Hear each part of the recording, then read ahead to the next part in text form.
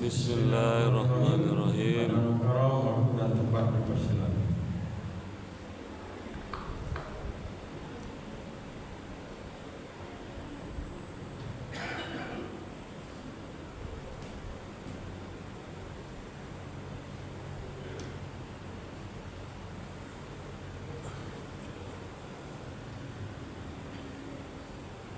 Bismillahirrahmanirrahim. Assalamualaikum warahmatullahi wabarakatuh. Waalaikumsalam warahmatullahi wabarakatuh. Alhamdulillahilladzi arsala rasulahu bil huda wa dinil haqq liyudhhirahu 'ala ad-din kullihi wa kafa billahi shahida. Asyhadu an la ilaha illallah wahdahu la syarika lah wa asyhadu anna Muhammadan 'abduhu wa rasuluh.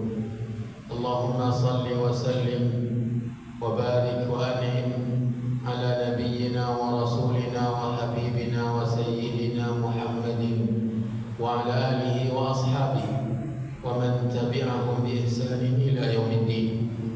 Allahumma la 'ilma lana illa ma 'allamtana wa 'allimna ma yanfa'una wa zidna 'ilma innaka antal 'alimul hakim.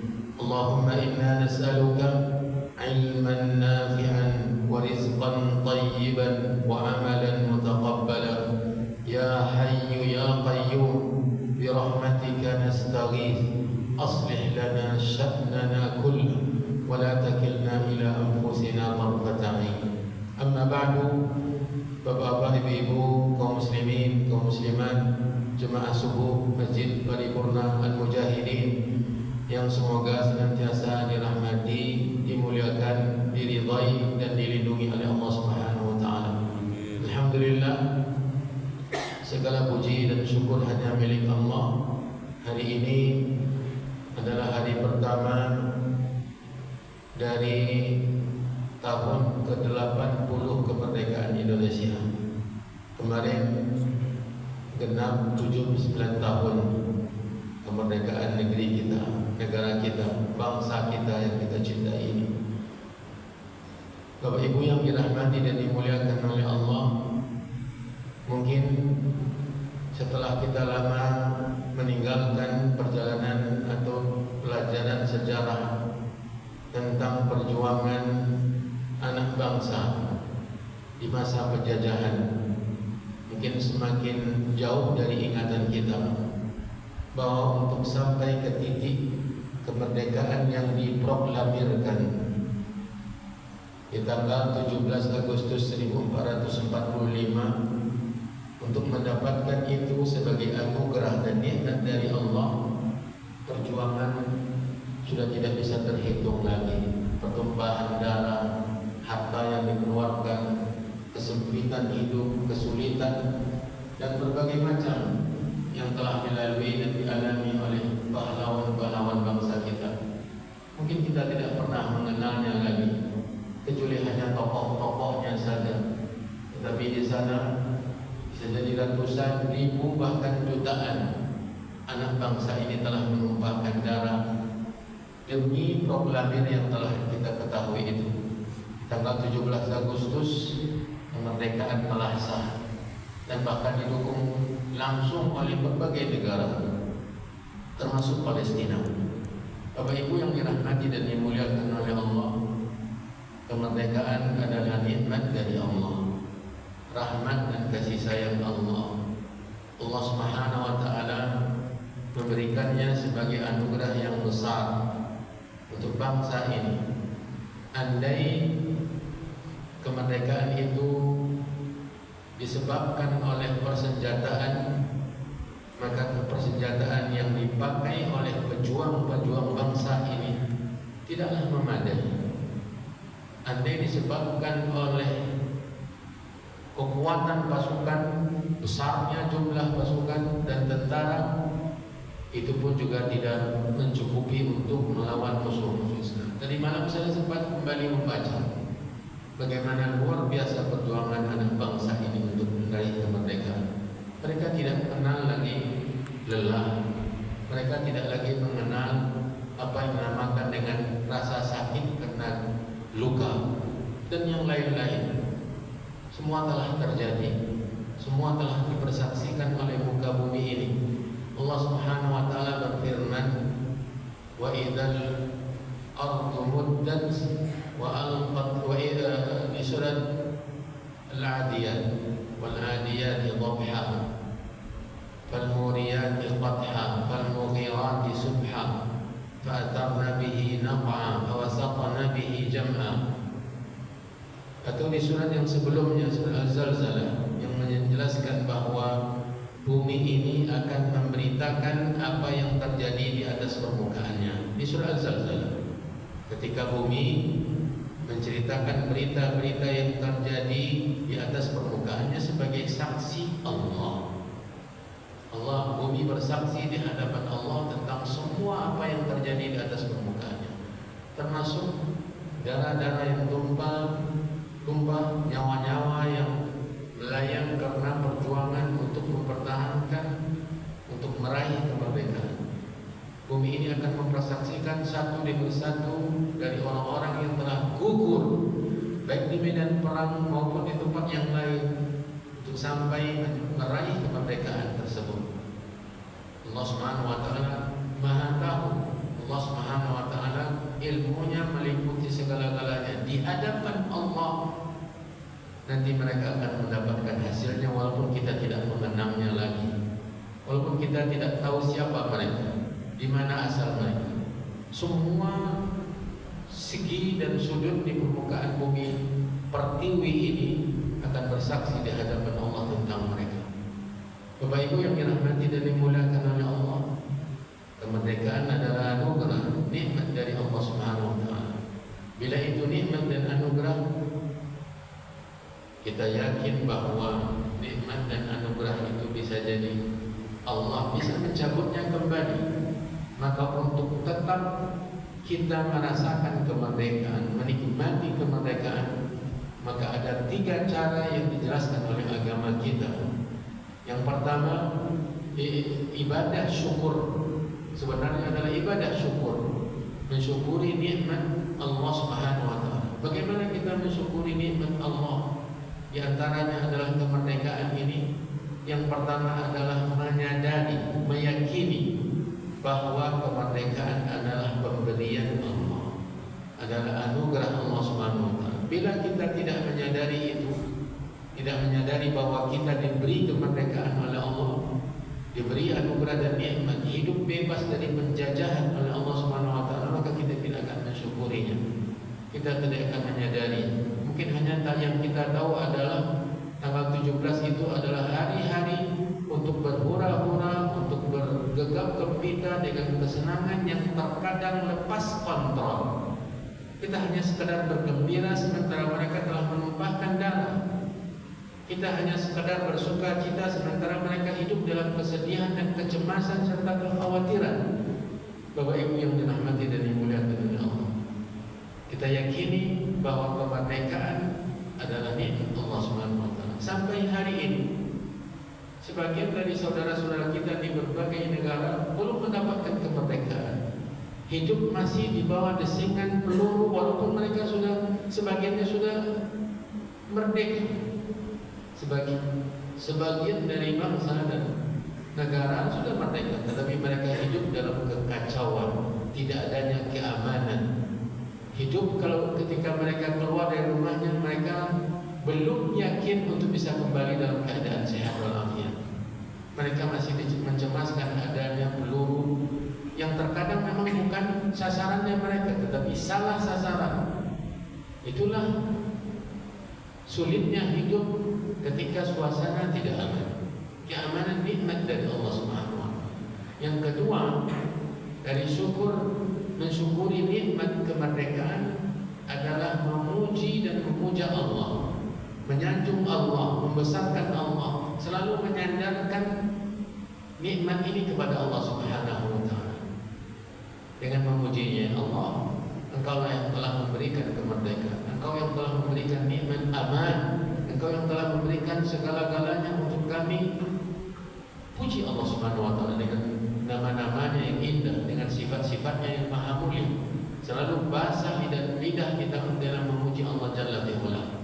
Yang ketiga, Bapak Ibu yang dirahmati dan dimuliakan oleh Allah, mengisi kemerdekaan dengan sesuatu yang tidak membuat Allah murka. Mengisi kemerdekaan dengan tindakan, perbuatan, dengan sikap dan perilaku yang tidak dimurkai oleh Allah. Yang tidak dimurkai oleh Allah. Bila kita melakukan perbuatan dosa, maksiat dan hal-hal yang dibenci oleh Allah, kita khawatir Allah Subhanahu wa taala mencabut nikmat itu kembali. Di dalam surat Saba Allah mengingatkan tentang kesejahteraan, kemajuan negeri Saba di Yaman. Allah bahkan menyebut tentang negerinya, yaitu Saba. Laqad kana bi Saba'in fi masakinihim ayah. Sungguh telah terdapat pada negeri Sabah itu tanda kemahabesaraan Allah. Indah, sejahtera, hidup dalam keamanan, kecukupan dan tidak ada yang dikhawatirkan. Ekonomi, keamanan dan seterusnya. Tetapi ketika mereka kufur nikmat, tidak menyadari itu pemberian Allah, dan tidak memuji-muji Allah dengan mengerjakan perintah dan meninggalkan larangannya, dan bahkan menggunakan nikmat itu untuk bermaksiat ria kepada Allah, Allah cabut semua kembali seakan-akan tidak ada apa-apa sebelumnya. Mudah bagi Allah untuk mencabut nikmatnya, sangat mudah. Sebagaimana Allah mudah memberikan kehidupan kepada kita, lahir kita ke muka bumi ini, dengan Allah mudah mencabut nyawa kita kapanpun Allah berkehendak, yang telah Allah tetapkan ajal kita masing-masing. Seperti itulah pula Allah Subhanahu wa taala mudah mencabut nikmat ini. Bagaimana mudahnya Allah mencabut nikmat yang diberikannya kepada Qarun? Sangat mudah, habis semua seakan-akan tidak pernah terjadi apa-apa. Padahal Qarun itu nikmat yang diberikan oleh Allah berupa kekayaan. Allah Subhanahu wa taala menyebutkan simbolnya saja dalam Al-Qur'an. Wa atainahu minal kunuzi ma inna mafatihahu latanu bil usbati ulil quwwah. Kami berikan kepadanya perbendaharaan harta yang kunci-kunci perbendaharaannya, gudang-gudang kekayaannya itu berat dipikul oleh tukang pikul. Kuncinya saja, bukan hartanya. Baik, bayangkan saking banyaknya harta, iringan-iringan kekayaan Qarun dilihat oleh semua manusia. Kalau dia keluar dari singgasananya, dari vilanya, dari istananya, maka dia membawa semua hartanya untuk dipertontonkan kepada semua manusia. Bahkan ada yang berharap diberikan seperti yang diberikan oleh Allah kepada Qarun dari kekayaan. Tetapi ketika Allah Subhanahu wa taala menghabiskan semua, fa khasafna bihi wa bidarihil ardh, kami jadikan di Fir'aun dan semua yang ia punya ditelan oleh bumi. Habis seketika, tidak ada tampak tersisa. Tidak ada tampak sedikit. Ditelan oleh bumi, habis dimasukkan oleh Allah ke dalam perut bumi. Sangat mudah bagi Allah untuk mencabut nikmatnya, karena Dia yang memberi. Sebagaimana Allah sangat mudah mencabut kekuasaan dari Fir'aun yang telah berkuasa sekian lama, dan bahkan saking merasa dia berkuasa, dia mengaku sebagai Tuhan semesta alam. Ana rabbukumul a'la, saya penguasa kalian tertinggi. Ma alimtu lakum min ilahin ghairi, saya tidak tahu kalian punya Tuhan selain saya, kata Fir'aun. Dengan sangat mudah di tontonan orang-orang Bani Israel. Bani Israel melihat mereka tenggelam, dimasukkan oleh Allah semua Fir'aun dan bala tentaranya ke dasar laut, seakan-akan itu jalan tol di dasar laut. Allah Subhanahu wa taala telan mereka dengan air laut, sebagaimana Allah menelan Qarun dengan hartanya, dengan tanah, dengan bumi.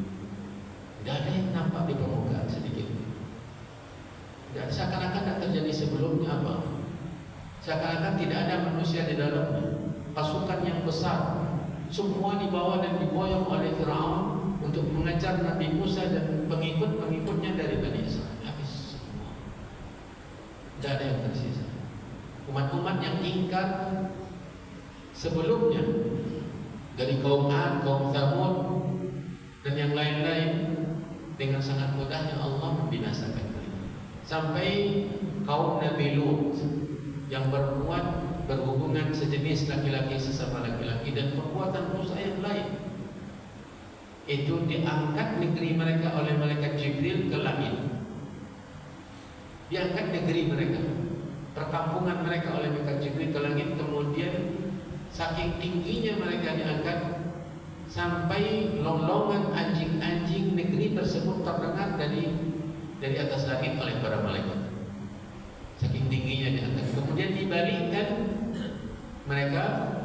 negerinya. Faja'alna 'aliyaha safila. Dibalikkan oleh Allah SWT. Dengan sangat mudahnya, karena semua ini milik Allah. Alam semesta ini milik Allah. Allah yang memiliki. Lahu ma fis samawati wa ma fil ardh. Allahu la ilaha illa huwa al-hayyul qayyum la ta'khudhuhu sinatun wa la naumun lahu ma fis samawati wa ma fil ardh. Dia yang memiliki langit dan bumi, dia yang menciptanya, dia yang menguasainya, dia yang punya, dia yang mengaturnya. Apalagi negeri kita ini, seberapa dari luasnya permukaan bumi ini seluruhnya, dari daratan dan lautan, sangat mudah bagi Allah. Maka isilah kemerdekaan dengan perkara-perkara yang diridhai oleh Allah. Jauhi perkara-perkara yang dimurkai oleh Allah Subhanahu wa taala. Dengan mentaatinya, dengan mematuhinya, dengan menghambakan diri kepada Allah, dengan hanya beribadah kepada Allah Subhanahu wa taala semata-mata, tanpa mengibadati selain Allah Subhanahu wa taala. Mengikuti nabinya, karena nabinya diutus oleh Allah untuk diikuti. Untuk diikuti, bahkan cinta kepada Allah itu Allah jadikan buktinya adalah mengikuti Nabi SAW. Di surah Ali Imran ayat 31, surah Ali Imran ayat 31 Allah berfirman, "Qul in kuntum tuhibbunallaha fattabi'uni yuhibbukumullah wa yaghfir lakum dzunubakum." Katakanlah, jika benar kalian mencintai Allah, maka ikutilah saya, kata Nabi Muhammad SAW. Disuruh oleh Allah, niscaya Allah akan mencintai kalian dan mengampuni dosa-dosa kalian.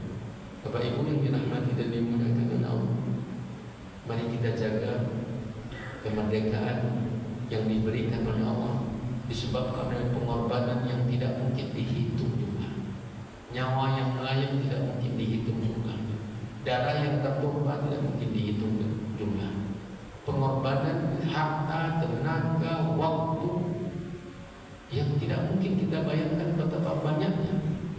Isi kemerdekaan ini dengan takwa, dengan iman, dengan kesolehan.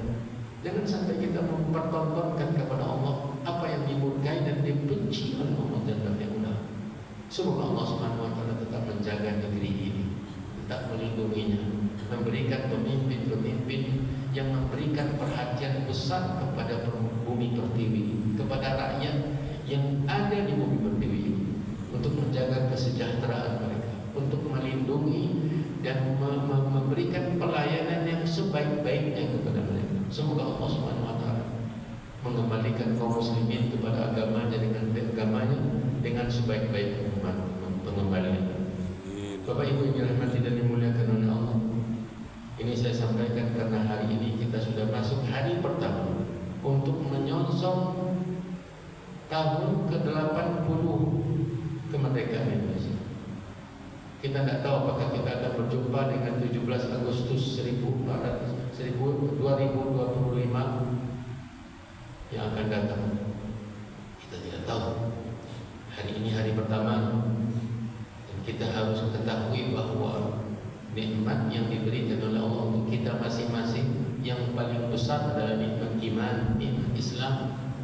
Walaupun nikmat dunia ini berbeda-beda, maka kita sampaikan ini, semoga nikmat kemerdekaan itu tetap dijaga oleh Allah, tetap diberikan oleh Allah, tetap dilindungi oleh Allah negeri dan bangsa ini, dan semoga Allah jauhkan bangsa ini dari orang-orang yang menginginkan keburukan, menginginkan kejahatan, menginginkan yang buruk untuk negeri pertiwi ini, untuk bumi pertiwi ini, untuk bangsa yang kita cintai ini.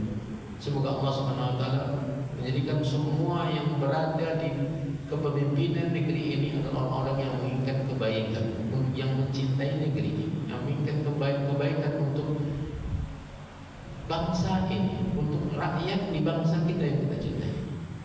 Para jemaah yang dirahmati dan dimuliakan oleh Allah, kita masuk sejenak atau sedikit ke pelajaran yang baru dari pelajaran ayat-ayat Allah Subhanahu wa taala. Ini surat yang baru. Itu surat yang ke-88 dari juz 30. Yaitu surat Al-Ghasyiyah. Pada pertemuan yang lalu kita sudah selesai dari surat Al-Fajr, surat yang ke-89. Sekarang kita masuk ke surat yang ke-88, mundur ke bawah. Namanya Al-Ghasyiyah. Al-Ghasyiyah. Al-Ghasyiyah adalah salah satu nama dari nama-nama kiamat, hari kiamat. Al-Ghasyiyah artinya meliputi, menutupi semua, ya. Meliputi, menutupi semua, membuat orang kehilangan kesadaran. Saking luar biasa besar dahsyatnya kejadian hari kiamat, maka dinamakan dengan Al-Ghasyiyah. Dari kata ghasyiyah, yaghsha ghasyayanan, artinya meliputi, mengelilingi, atau membuat semua orang tertutup dan hilang kesadarannya. Surat ini surat Makkiyah, tergolong surat yang diturunkan sebelum hijrah. Makanya dia berkisar tentang hari kiamat, menceritakan hari kiamat, mendatangkan bukti-bukti pastinya hari kiamat. Allah Subhanahu wa taala berfirman, a'udzu billahi minasyaitonir rajim. Bismillahirrahmanirrahim. Hal ataka haditsul ghashiyah wujuhun yawma idzin khashi'ah 'amilatun nasibah tasla naran hamiyah tusqa min 'ainin aniyah laisa lahum ta'amun illa min dharin la yusmin wa la yughni min ju' wujuhun yawma idzin na'imah li sa'yiha radiyah fi jannatin 'aliyah la tasma'u fiha laghiyah fiha 'ainun jariyah fiha sururun marfu'ah wa akwabun mawdu'ah wa namariku masfufah wa zarabiyyu mabthutha.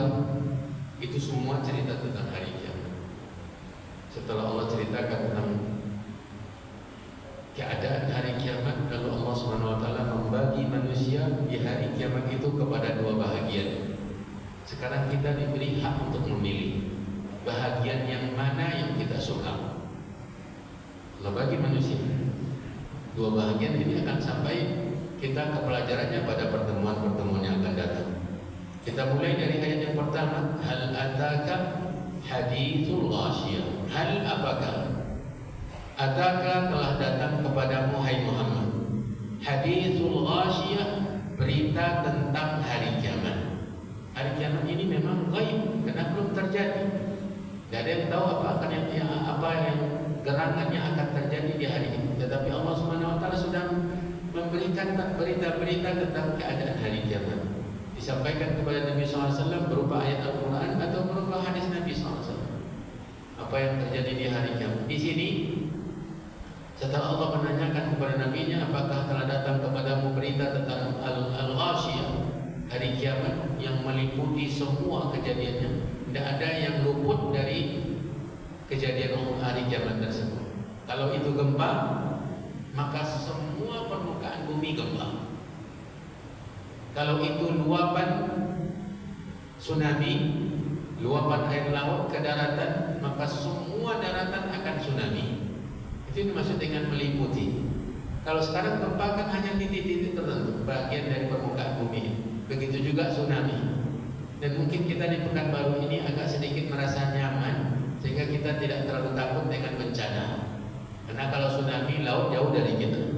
Kalau gempa, titik gempa kayaknya di Pekanbaru ini tidak jauh dari titik gempa. Lalu kita merasa terus merasa aman dan tidak merasa terpaksa untuk mendekatkan diri kepada Allah. Kalau dia katakan gempa, maka semua permukaan bumi ini akan gempa. Idza zulzilatil ardu zilzalaha, apabila bumi ini digoncangkan sedahsyat-dahsyat. Di surat yang telah kita pelajari, kalla idza dukkatil ardu dakkan-dakkan, sekali-kali tidak bila mana bumi digoncangkan sekuat-kuatnya. Bumi bukan sebagian dari negeri ini. Maka itu dimaksud dengan meliputi. Tidak ada di muka bumi ini yang luput dari hari kiamat. Bila hari kiamat itu gelap, terjadi tanpa cahaya karena cahaya matahari dicabut oleh Allah, maka semuanya gelap. Bukan seperti gerhana matahari yang hanya menggelapkan sebagian saja. Kalau ternyata di antara kejadian di alam semesta ini jatuhnya bintang, maka di hari itu seluruh bintang berjatuhan. Wa idzan nujumu kadarat, apabila bintang-bintang seluruhnya berjatuhan. Nah, itu dimaksud dengan meliputi. Jadi hari kiamat ini kejadiannya meliputi semua yang ada di muka bumi ini. Semua yang ada. Kalau yang kecemasan, kekhawatiran, ketakutan, teriakan yang tidak terkontrol karena khawatir, itu semua berlaku untuk permukaan bumi, semua manusia. Apalagi ketika matahari diterbitkan oleh Allah dari barat, yang awalnya terbitnya dari timur, lalu ketika Allah hendaki, saking dekatnya hari kiamat itu, matahari diterbitkan dari barat. Semua manusia beriman semua manusia, karena semua mereka menyaksikan. Ini di antara kejadian-kejadian hari kiamat yang dinamakan dengan al-ghasyiyah, karena kejadian yang meliputi semua tanpa ada yang tersisa. Wujuhun yawma idzin khashi'ah. Ini di antara berita hari kiamat yang diceritakan oleh Allah. Wajah-wajah, wujuhun wajah-wajah. Berarti wajah itu sudah berhubungan dengan bahasa Arab. Wujuh dengan wajah. Kalau dalam huruf Arabnya waw, jim dan ha. Kalau huruf kitanya w, a, j, a, h. Wajah, wujuh.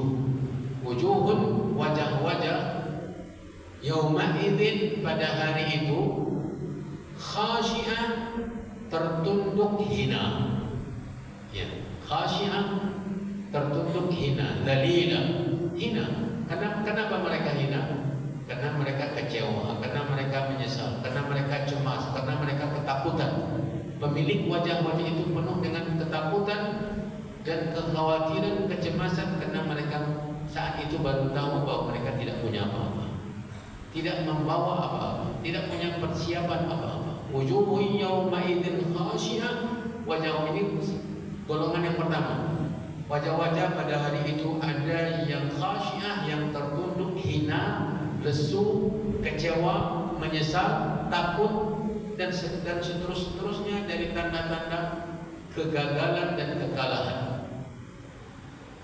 Amilatun nasibah. Ini yang mengkhawatirkan kita, karena wajah yang tertunduk lesu, merasa kecewa, hina, ketika itu padahal mereka amilah, beramal, nasibah, bersusah-susah.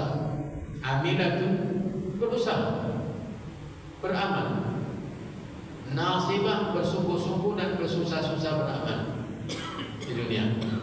Tetapi ternyata tasla naran hamiyah.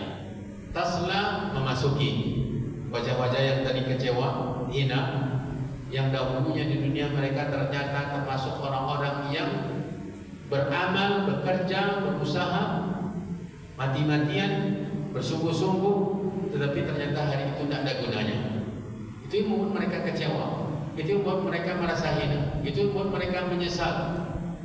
Kenapa? Karena di dunia mereka sudah susah-susah. Sudahlah susah-susah di dunia. Di hari itu mereka tidak memiliki apa-apa, tidak memiliki apa-apa. Makanya Allah ancam mereka dengan mengatakan tasla, memasuki. Tasla itu memasuki. Saya sela naran dzata lahab, untuk Abu Lahab. Saya sela naran, dia akan memasuki neraka Dzata lahabin, yang bergejolak apinya, berkobar apinya. Di sini tasla, memasuki, naran, neraka, hamiyah, yang panas, membara. Kita sudah ceritakan pada pertemuan sebelum ini tentang api neraka yang didatangkan oleh Allah Subhanahu wa taala nanti di hari kiamat untuk dilihat oleh semua manusia. Di surat yang lalu, waji'a yauma idzin bi jahannam, hari itu didatangkan neraka jahanam. Kita sudah ceritakan bahwa ternyata api dunia ini semuanya, api dunia ini semuanya itu belum seberapa dibandingkan api neraka. Bahkan 70 kali lipat dari api neraka. 70 kali api dunia ini semuanya itu barulah api neraka. Yang baranya api neraka saja itu bila diletakkan, dilekukan telapak kaki yang berada di dalamnya. Ada manusia yang nanti disiksa dengan itu. Diletakkan bara api di telapak, dilekukan telapak kakinya. Itu membuat otaknya mendidih. Itu baru baranya. Di sini Allah mengatakan tasla naran hamiyah. Wajah-wajah yang tadi akan memasuki neraka yang menyala-nyala dan panas, yang tidak pernah redup api neraka. Apalagi kalau sudah masuk, orang-orang yang berhak menerimanya, semoga Allah Subhanahu wa taala mengharapkan kita semua dari api neraka. Semoga Allah menyelamatkan kita semua dari api neraka. Bila sudah masuk penghuninya, maka api neraka itu tidak akan pernah redup kembali. Dia akan terus menyala-nyala. Bahkan neraka jahanam ketika Allah masukkan penghuni-penghuninya nanti di hari kiamat, ditanya oleh Allah kepada neraka jahanam. Allah menanyakan kepada neraka jahanam, halim talati, hai neraka jahanam, apakah engkau sudah penuh? Apa kata neraka menjawab pertanyaan Allah? Hal min mazid, apakah masih ada tambahannya ya Allah? Ya. Ini luar biasa mengerikannya api neraka. Sudahlah 70 kali lipat api dunia ini seluruhnya, bukan api yang kita gunakan memasak, tetapi api dunia ini semuanya dikalikan 70 kali lipat, itu api neraka jahanam. Yang gemuruhnya itu sudah terdengar dari puluhan tahun perjalanan. Gemuruh apinya, karena api itu ada suaranya. Ada suara, sebagai api dunia ini kalau dia sudah besar membakar maka terdengar suaranya. Suara seperti itu juga dimiliki oleh neraka jahanam yang sudah terdengar dari jarak yang sangat jauh, puluhan tahun perjalanan. Bapak Ibu yang dirahmati dan dimuliakan Allah, ini golongan pertama, tasla narun hamiyah, mereka akan memasuki neraka yang panas membara. Kemudian tusqa min ainin aniyah, mereka diberi minuman dari mata air yang sangat panas. Minumannya dari mata air. Mata air biasanya dingin, tetapi mata air neraka itu panas karena dia di neraka. Makanan buah-buahan biasanya lezat, nikmat, segar, tapi bila dia di neraka maka dia panas, membakar, dan tidak ada rasa nikmat memakannya, seperti buah zakum yang diceritakan oleh Allah Subhanahu wa taala dalam Al-Qur'an. Kasur yang dipan-dipannya penghuni neraka dibuat dari neraka semua. Pakaian mereka terbuat dari neraka, sebagaimana diceritakan oleh Allah Subhanahu wa taala dalam Al-Qur'an. Ya. Dibuatkan potongan qutti'at lahum thiyabun min nar, dipotongkan, ditempah untuk mereka pakaian yang bahannya bukan dari benang, bukan dari kain biasa, tapi dari api neraka. Allah Maha Kuasa untuk membuat dari api itu apa yang Ia kehendaki. Sebagaimana Allah Maha Kuasa untuk mencipta manusia ini dari berbagai sarana. Dari tanah Allah bisa mencipta, dari tulang Allah bisa mencipta manusia, dari air sperma Allah mencipta manusia. Allah Maha Kuasa Subhanahu wa ta'ala. Bapak Ibu yang dirahmati dan dimuliakan oleh Allah, tusqa min ainin aniyah, mereka diberi minuman dari mata air yang panas. Laisa lahum ta'amun illa min dhari', mereka tidak memiliki makanan. Laisa lahum, tidaklah bagi mereka, laisa lahum, tidaklah bagi mereka min ta'amin, dari makanan, illa, melainkan dharin. Dharin di sini terjemahkan pohon yang berduri. Dharin, pohon yang berduri. Jadi buahnya berduri. Zakum itu bila dimaksud dengan dharin ini adalah zakum, maka zakum itu buah yang dimakan, ditelan oleh penghuni neraka karena saking laparnya, karena mereka tidak akan pernah kenyang. Kenyang itu nikmat, lapar itu siksa. Mereka akan selalu lapar di dalam neraka, sementara makanannya buahan yang berduri yang bila ditelan akan menyangkut di tenggorokan. Lalu bagaimana caranya? Biasanya kalau tersangkut di tenggorokan kita minum air. Dan sekarang penghuni neraka bila sangkut makanan di lehernya, di tenggorokannya, mereka terpaksa meminum air yang panas tadi. Air yang panas, yang ketika kita pelajari pada pertemuan yang lalu, bila diminum memutuskan semua usus-usus, ya, memutuskan usus-usus saking panasnya. Bukan melepuh, tetapi memutuskan usus-usus. Bahkan membuat daging yang ada di wajah ini meleleh. Ya. Sebagaimana ceritakan oleh Allah dalam Al-Quran, laisa lahum ta'amun illa min dharin la yusminu wa la yughni min ju'. Makanan dan minuman tadi tidak menggemukkan, tidak ada manfaat, hanya seperti siksa. Bukan untuk mengenyangkan tetapi siksa, untuk menghilangkan lapar. Biasanya kalau kita lapar kan cari makan, sehingga saking laparnya semua dimakan. Di dunia ini orang yang kelaparan, daging manusia pun dimakan, apalagi yang lainnya. Orang kalau sudah dilepaskan ke hutan, dibiarkan di hutan dan tidak diberikan apa-apa, maka semua yang didapatkannya di hutan itu dimakan karena lapar. Begitulah keadaan di dalam neraka, karena tidak akan ada kekenyangan, akan terus lapar, waliyadzubillah, dan makanan yang tersedia cuma itu. Maka terpaksa dimakan buah yang berduri tersebut yang menyangkut di tenggorokan.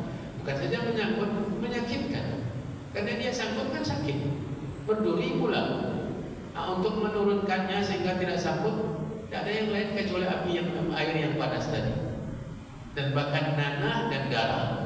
Waliyadzubillah, mengerikan Bapak Ibu yang dirahmati. Dan ini nyata, ini bukan cerita dongeng, tetapi ini nyata karena yang bercerita Allah Subhanahu wa taala yang mencipta neraka. La yusminu wa la yughni min ju', tidak menggemukkan dan tidak memberikan manfaat apa-apa, dan tidak membuat rasa lapar hilang. Sebanyak-banyak dimakan, rasa lapar tetap lapar.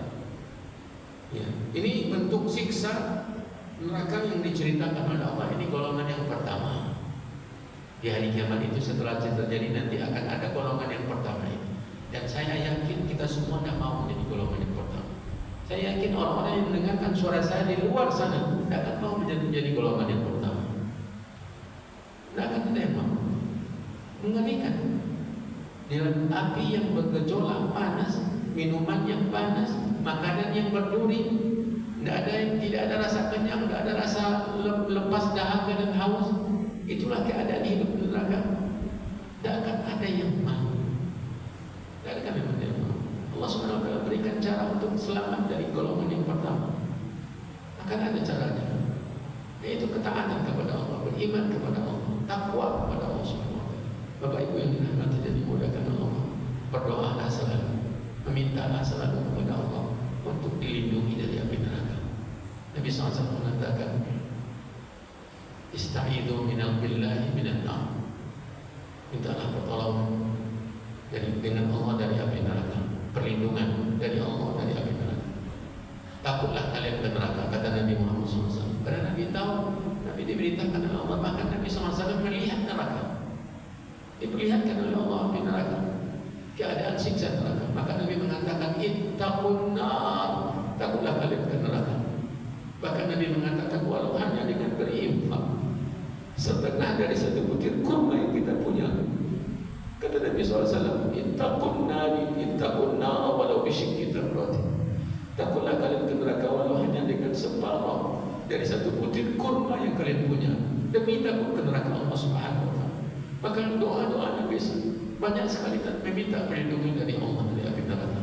Bahkan sebelum salam dari sholat kita, Nabi mengajarkan doa meminta perlindungan dari 4 perkara. Allahumma inni a'udzubika min adzabi jahannam wa min adzabil qabri wa min fitnatil mahya wal mamat wa min syarri fitnatil masiihid dajjal. Ya Allah, aku berlindung denganmu dari neraka jahanam, dari siksa kubur, dari fitnah kehidupan dan kematian, dari bahaya dan dahsyatnya fitnah dajjal. Bapak Ibu, mari kita minta perlindungan terus. Kemudian mari kita jaga diri kita, bertakwa kepada Allah, kerjakan perintah Allah, taati Allah, jauhi dosa-dosa, terutama di hari merdeka. Jangan sampai kita berdosa, jangan kita sampai lalai dari perintah Allah, dari larangan Allah Subhanahu wa Ta'ala. Semoga Allah Subhanahu wa Ta'ala selalu menjaga kita, melindungi kita, mengampuni dosa-dosa kita, menerima amal ibadah kita, mengampuni dosa-dosa kedua orang tua kita, dosa-dosa kedua orang tua mereka, mengampuni dosa-dosa semua kaum muslimin, baik yang masih hidup maupun yang sudah meninggal dunia. Wallahu ta'ala a'lam. Wa sallallahu wa sallam wa baraka wa an'am ala nabiyyina wa rasulina Muhammad wa ala alihi wa ashabihi wa man tabi'ahum bi ihsanin ila yaumiddin. Wassalamu alaikum warahmatullahi wabarakatuh. Waalaikumsalam warahmatullahi wabarakatuh. Semoga bermanfaat bagi kita. Kita tutup dengan baca hamdalah. Alhamdulillahirabbil alamin. Wassalamualaikum warahmatullahi wabarakatuh. Waalaikumsalam warahmatullahi wabarakatuh.